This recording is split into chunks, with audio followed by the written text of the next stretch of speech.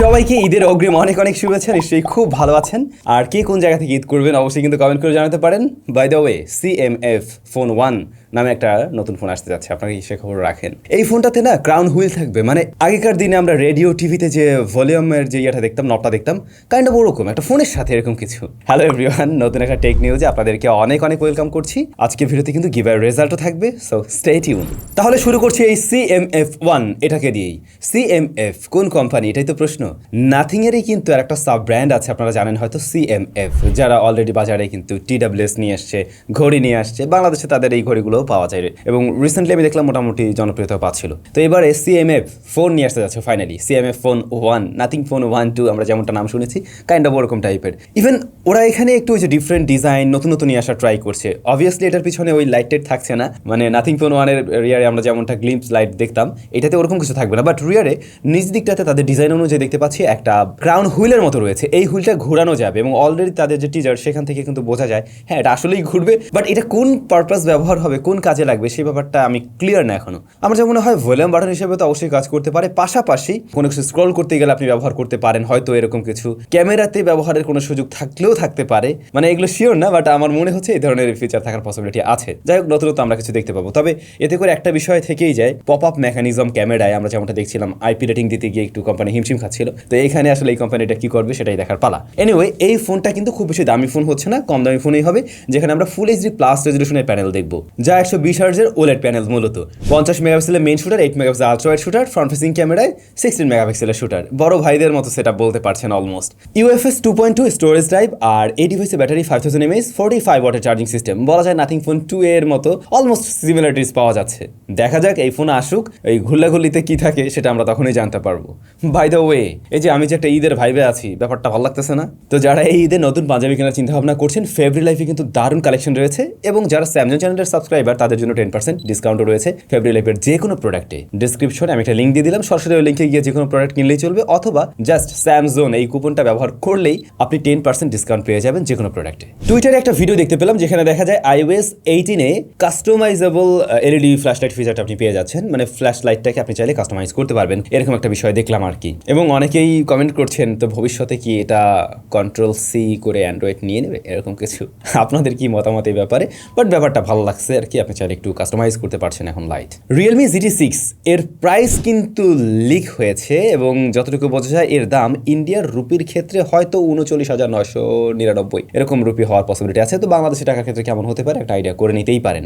ডিভাইসটাতে OLED panel থাকবে, এবং এখানে আপনারা 120 হার্টজ হাই রিফ্রেশ রেট পেয়ে যাচ্ছেন। তবে ইনসেইন ব্যাপার হলো এটাতে 6000 নিটস পিক ব্রাইটনেস। ভাই এত সাদা দিয়ে আমি কি করব? দেন প্রসেসর হিসেবে Qualcomm Snapdragon 8s Gen 3, এই প্রসেসরটা কিন্তু বেশ জনপ্রিয়তা পাচ্ছে হাই মিড রেঞ্জ বাজেটে। বেশ কিছু ডিভাইস অলরেডি আমরা পেয়েছি। 5500 mAh ব্যাটারি এবং 100 ওয়াটের চার্জিং সিস্টেম, এই প্যাকেজটাও ভালো লেগেছে আমার কাছে। পাশাপাশি 50 মেগাপিক্সেলের main, 8 megapixel ultra wide shooter, 50 মেগাপিক্সেলের 2x অপটিক্যাল জুম সহ একটা লেন্স থাকবে, যা পোর্ট্রেইটে সহায়তা করবে, এবং পোর্ট্রেইট মোডে আপনি আর একটু বেটার পোর্ট্রেইট তুলতে পারবেন আই থিঙ্ক। প্লাস 32 মেগাপিক্সেলের ফ্রন্ট ফেসিং ক্যামেরা, আর দাম তো আগেই বলে দিলাম, IP65 রেটিং থাকার পসিবিলিটি আছে এই ডিভাইসে। এদিকে Xiaomi CB4 ইন্ডিয়ান ভেরিয়েন্টও কিন্তু লঞ্চ হয়ে গেল, যার দাম 42,999 টাকা। অলরেডি এই ডিভাইস আমাদের কাছে অনেকদিন যাবত আছে, অনেকেই আবার এটা রিভিউ চাচ্ছিলেন। আই থিঙ্ক এটা রিভিউ আপনারা আগামী সপ্তাহের মধ্যে পেয়ে যাবেন আর কি। 1.5K রেজলিউশনের OLED প্যানেল থাকছে এখানেও, 120 হার্টজ হাই রিফ্রেশ রেট রয়েছে, 1400 নিটস পিক ব্রাইটনেস থাকছে। তো ওই অন্যদের সাথে কম্পেয়ার করতে গেলে, মানে রিয়েলমির ওই ফোনটার সাথে কম্পেয়ার করতে গেলে তো অনেক পিছনে পড়ে আছে না, মানে যেহেতু এখন যুগটা চলছেই এমন। তবে আমার কি মনে হয় জানেন, 2000 নিটসের মধ্যে থাকলেই না, এর বেশি প্রয়োজন পড়ে না। ডিরেক্ট সানলাইটে সেটা খুব ভালোভাবে ভিজিবিলিটি দিতে পারে। যাই হোক, এই ফোনটাতেও কিন্তু আমরা সেম প্রসেসরটা দেখছি, Qualcomm Snapdragon 8s Gen 3। এখানেও 50 মেগাপিক্সেল মেইন, 50 মেগাপিক্সেল একটা পোর্ট্রেট সেন্সর রয়েছে, এবং 13 megapixel ultra wide shooter, front facing camera 32 মেগাপিক্সেলের শুটার, 4700 mAh ব্যাটারি, 67 ওয়াটের চার্জিং সিস্টেম।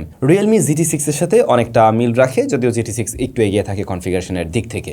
যারা কিনা Moto S50 Fusion এই ডিভাইসটার জন্য অধীর আগ্রহে ওয়েট করেছিলেন, আর একটা দিন ওয়েট করেন ভাই, এটার রিভিউটা আজকেই দেওয়ার কথা ছিল, কিন্তু আজকে সামহাউ দিতে পারছি না, কিছু কাজ বাকি আছে। আগামীকাল ওইটা রিভিউটা আপনারা পেয়ে যাবেন, সুতরাং শনিবার চ্যানেলে চোখ রাখুন। এই কারণেই শনিবারের টেক নিউজ চলে আসবে আজকে শুক্রবারে আর কি। যাই হোক, আগামীকাল আপনারা ওটা পেয়ে যাচ্ছেন।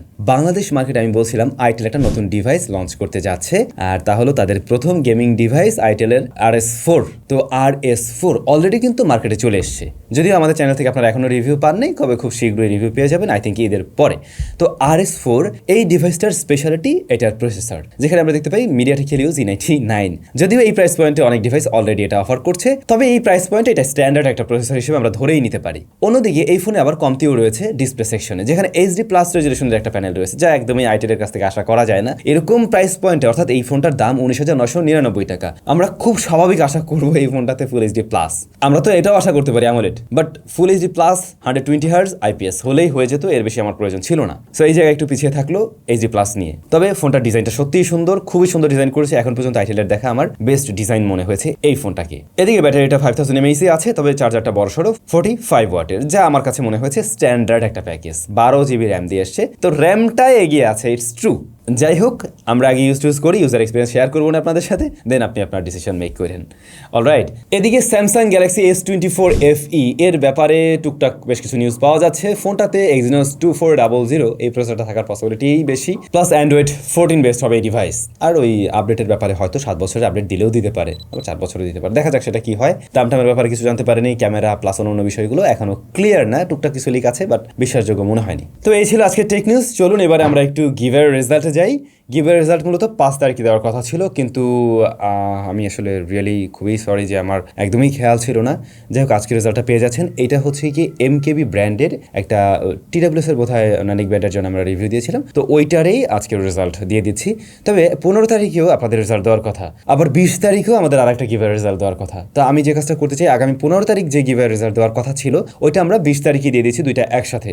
যেহেতু গিভের রেজাল্টগুলো শুধুমাত্র আমরা টেক নিউজে অথবা আমাদের আস্ক স্যামের যে পর্বটা আছে এই দুইটা জায়গায় দিতে পারি, এর বাইরে কিন্তু অন্য জায়গাগুলোতে দেওয়া যায় না। খুব স্বাভাবিক, যেহেতু ওগুলো রিভিউ ভিডিও হয়, ওগুলোর মাঝে দেওয়া যায় না। সো আপনারা 20 তারিখে 15 তারিখেরটার কিন্তু রেজাল্ট পেয়ে যাবেন। সুতরাং টাইম আর একটু বেড়ে গেল, হয়তো জেতার চান্স আর একটু থাকলেও থাকতে পারে আর কি। যাই হোক, চলেন দেখে নেওয়া যাক 5 তারিখের গিভওয়েতে MKBর কে হলেন উইনার।